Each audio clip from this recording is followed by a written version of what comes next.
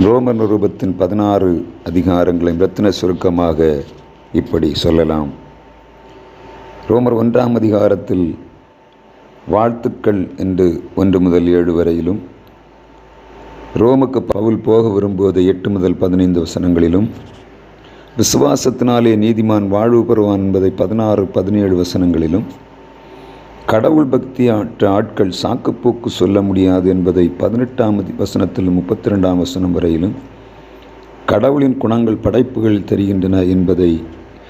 1ஆம் அதிகாரம் 20ஆம் வசனத்திலும் நாம் காண முடியும். 2ஆம் அதிகாரத்தில்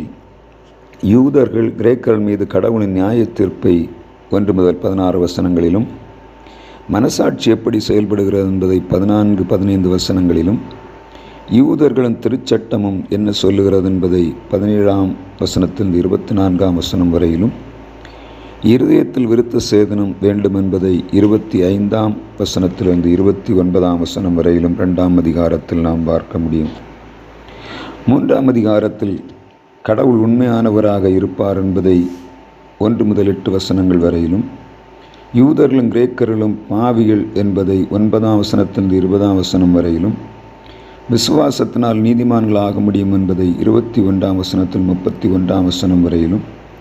எல்லோருமே கடவுளின் மகிமையான குணங்களை காட்டுவதில்லை என்பதை 23ஆம் வசனத்திலும் 3ஆம் அதிகாரம் ரோமரில் சொல்லப்படுகிறது. 4ஆம் அதிகாரம் ரோமரிலே விசுவாசத்தினால் ஆபிரகாம் நீதிமானாக ஏற்றுக்கொள்ளப்பட்டார் என்பதை 1ஆம் வசனத்திலிருந்து 12ஆம் வசனம் வரையிலும், விசுவாசம் வைக்கிற எல்லாருக்கும் ஆபிரகாம் தகப்பன் என்பதை 11ஆம் வசனத்திலும், விசுவாசத்தால் கிடைக்கும் வாக்குறுதி 13ஆம் வசனத்திலிருந்து 25ஆம் வசனம் வரையிலும் 4ஆம் அதிகாரம் ரோமரில் நாம் பார்க்கலாம். ரோமர் 5ஆம் அதிகாரத்தில் கிறிஸ்து மூலம் கடவுளோடு சமரசம் செய்வதை 1ஆம் வசனத்திலிருந்து 11ஆம் வசனம் வரையிலும், ஆதாமினால் மரணமும் கிறிஸ்துவினால் வாழ்வும் உண்டு என்பதை 12ஆம் வசனத்திலிருந்து 21ஆம் வசனம் வரையிலும், பாவமும் மரணமும் எல்லாருக்கும் பரவியது என்பதை 12ஆம் வசனத்திலும், ஒரே நீதியான செயல் 18ஆம் வசனத்திலும் ரோமர் 5ஆம் அதிகாரத்தில் சொல்லப்படுகிறது. ரோமர் 6ஆம் அதிகாரத்தில் கிறிஸ்துவுக்குள் ஞானஸ்நானம் எடுப்பதன் மூலம் புதிய வாழ்வை பெற்றுக்கொள்வதை 1 முதல் 11 வசனம் வரையிலும், பாவம் உங்கள் உடலை ஆட்சி செய்ய விடாதீர்கள் என்பதை 12ஆம் வசனத்திலிருந்து 14ஆம் வசனம் வரையிலும், முன்பு பாவத்துக்கு அடிமைகளாயிருந்தீர்கள் இப்பொழுது கடவுளுக்கு அடிமைகளாக இருக்கிறீர்கள் என்பதை 15ஆம் வசனத்திலிருந்து 23ஆம் வசனம் வரையிலும், பாவத்தின் சம்பளம் மரணம் என்பதை 23ஆம் வசனத்திலும் நாம் பார்க்கலாம். 7ஆம் அதிகாரம் ரோமரில் திருச்சட்டத்திலிருந்து விடுதலை பற்றிய உதாரணத்தை 1ஆம் வசனத்திலிருந்து 6ஆம் வசனம் வரையிலும், பாவம் என்ன என்பதை திருச்சட்டம் காட்டியது என்பதை 7ஆம் வசனத்திலிருந்து 12ஆம் வசனம் வரையிலும், பாவத்தோடு போராட்டம் உண்டு என்பதை 13ஆம் வசனத்திலிருந்து 25ஆம் வசனம் வரையிலும் ரோமர் 7ஆம் அதிகாரத்தில் சொல்லப்படுகிறது. ரோமர் 8ஆம் அதிகாரத்தில் கடவுளின் ஆவியின் மூலம் வாழ்வும் விடுதலையும் பெற்றுக்கொள்வோம் என்பதை 1ஆம் வசனத்திலிருந்து 11ஆம் வசனம் வரையிலும், மகன்களாக தத்தெடுக்கிற ஆவி நம் மனதில் ஊர்ஜிதப்படுத்துகிறது என்பதை 12ஆம் வசனத்திலிருந்து 17ஆம் வசனம் வரையிலும், கடவுளின் பிள்ளைகளுக்குரிய விடுதலைக்காக படைப்பு காத்திருக்கிறது என்பதை 18ஆம் வசனத்திலிருந்து 25ஆம் வசனம் வரையிலும், கடவுள் நாவி நமக்காக பரிந்து பேசுகிறது என்பதை ரோமர் 8ஆம் அதிகாரம் 26-27 வசனங்களிலும், கடவுள் முன் தீர்மானிக்கிறார் என்பதை பற்றி 28 முதல் 30 வசனம் வரையிலும், கடவுளின் அன்பின் மூலம் வெற்றி பெறுகிறோம் என்பதை 31 முதல் 39 வசனங்களிலும் ரோமர் 8ஆம் அதிகாரத்தில் சொல்லப்படுகிறது. ரோமர் 9ஆம் அதிகாரத்தில் இஸ்ரவேலை நினைத்து பவுல் துக்கப்படுகிறார் என்பதை 1 முதல் 5 வசனங்கள் வரையிலும், ஆபிரகாமின் உண்மையான சந்ததி 6ஆம் வசனத்திலிருந்து 13ஆம் வசனம் வரையிலும், கடவுளை தேர்ந்தெடுக்கிறவர்களை பற்றி யாரும் கேள்வி கேட்க முடியாது என்பதை 14ஆம் வசனத்திலிருந்து 26ஆம் வசனம் வரையிலும், கடுங்கோபத்துக்கும் அழிவுக்கும் உள்ள உபத்திரவங்கள் இவை என்பதை 22ஆம் வசனத்திலிருந்து 23ஆம் வசனம் வரையிலும், மீதியாக இருப்பவர்களை காப்பாற்றப்படுவார்கள் என்பதை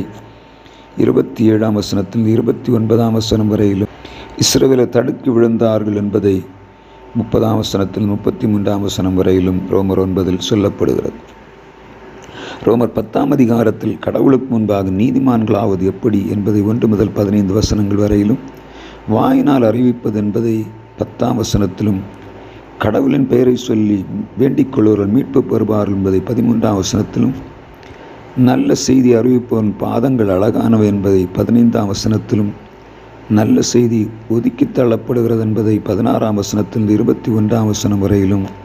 நாம் ரோமர் 10ஆம் அதிகாரத்தில் பார்க்கலாம். ரோமர் 11ஆம் அதிகாரத்தில் இஸ்ரவேலர்கள் ஒதுக்கி தள்ளப்பட்டார்கள், மொத்தமாக அல்ல என்பதை 1ஆம் வசனத்தில் 16ஆம் வசனம் வரையிலும், ஒலிவ மரத்தை பற்றிய உதாரணத்தை 17ஆம் வசனத்தில் 32ஆம் வசனம் வரையிலும், கடவுளின் ஞானத்தின் ஆழம் என்ன என்பதை 33 36 வசனம் வரையிலும் 11ஆம் அதிகாரத்தில் நாம் பார்க்கலாம். 12ஆம் அதிகாரத்தில் உங்கள் உடலை உயிருள்ள பலியாக அர்ப்பணியுங்கள் என்பதை 1-2 வசனங்களிலும், வித்தியாசமான வரங்கள் உண்டு ஆனால் ஒரே உடல் உண்டு என்பதை 3ஆம் வசனத்தில் 8ஆம் வசனம் வரையிலும், கிறிஸ்தவர்கள் வாழ வேண்டிய ஆலோசனைகளையும் 9ஆம் வசனத்தில் 21ஆம் வசனம் வரையிலும் 12ஆம் அதிகாரம் ரோமரில் சொல்லப்படுகிறது. ரோமர் 13ஆம் அதிகாரத்தில் இருப்பவர்கள் கட்டுப்படுவது என்பதை 1 முதல் 7 வரை உள்ள வசனங்களிலும், வரி கட்டுவதை பற்றி 6-7 வசனங்களிலும், அன்பு திருச்சட்டத்தை நிறைவேற்றுகிறது என்பதை 8ஆம் வசனத்தில் 10ஆம் வசனம் வரையிலும், பகலில் நடக்கிறவளைப் போல நடவுங்கள் என்று 11ஆம் வசனத்தில் 14ஆம் வசனம் வரையிலும் ரோமர் 13ஆம் அதிகாரத்தில் சொல்லப்படுகிறது. ரோமர் 14ஆம் அதிகாரத்தில் ஒருவரை ஒருவர் நியாயம் தீர்க்காதீர்கள் என்பதை 1ஆம் வசனத்தில் 12ஆம் வசனம் வரையிலும், மற்றவர்களின் விசுவாசம் பலவீனமாவதற்கு காரணமாகாதீர்கள் என்பதை 13ஆம் வசனத்தில் 18ஆம் வசனம் வரையிலும், சமாதானமாகவும் ஒற்றுமையாகவும் இருக்க நாடுங்கள் என்பதை 19ஆம் வசனத்தில் 23ஆம் வசனம் வரையிலும் ரோமர் 14ஆம் அதிகாரத்தில் சொல்லப்படுகிறது. ரோமர் 15ஆம் அதிகாரத்தில் கிறிஸ்து நம்மை வரவேற்றதைப் போல நீங்களும் ஒருவரை ஒருவர் வரவேற்க வேண்டும் என்பதை 1ஆம் வசனத்தில் 13ஆம் வசனம் வரையிலும், பவுல் மற்ற தேச மக்களுக்கு தொண்டர் என்பதை 14ஆம் வசனத்தில் 21ஆம் வசனம் வரையிலும், பவுலின் பயணத்திட்டங்கள் 22ஆம் வசனத்தில் 33ஆம் வசனம் வரையிலும் 15ஆம் அதிகாரத்தில் சொல்லப்படுகிறது. 16ஆம் அதிகாரத்தில் கடவுளுக்கு ஊழியம் செய்கிற பெபேயாளை பவுல் அறிமுகப்படுத்துகிறார் என்று 2 வசனங்களிலே பார்க்கலாம். ரோமில் இருக்கிற கிறிஸ்தவர்களுக்கு வாழ்த்துக்கள் சொல்லுவதை 3ஆம் வசனத்தில் 16ஆம் வசனம் வரையிலும், பிரிவினைகளை பற்றிய எச்சரிப்பை 17ஆம் வசனத்தில் 20ஆம் வசனம் வரையிலும், பவுலோடு ஊழியம் செய்கிறவர்களும் வாழ்த்து சொல்லுகிறார் இந்த 21ஆம் வசனத்தில் 24ஆம் வசனம் வரையிலும், பரிசுத்த ரகசியம் இப்போது வெளிப்படுத்தப்பட்டிருக்கிறது என்பதை 25ஆம் வசனத்திலிருந்து 27ஆம் வசனம் வரையிலும் 16ஆம் அதிகாரத்தில் சொல்லப்படுகிறது. இந்த 1 முதல் 16 அதிகாரங்களும் இந்த உள்ளடக்கத்தை பெற்றதாய் காணப்படுகிறது.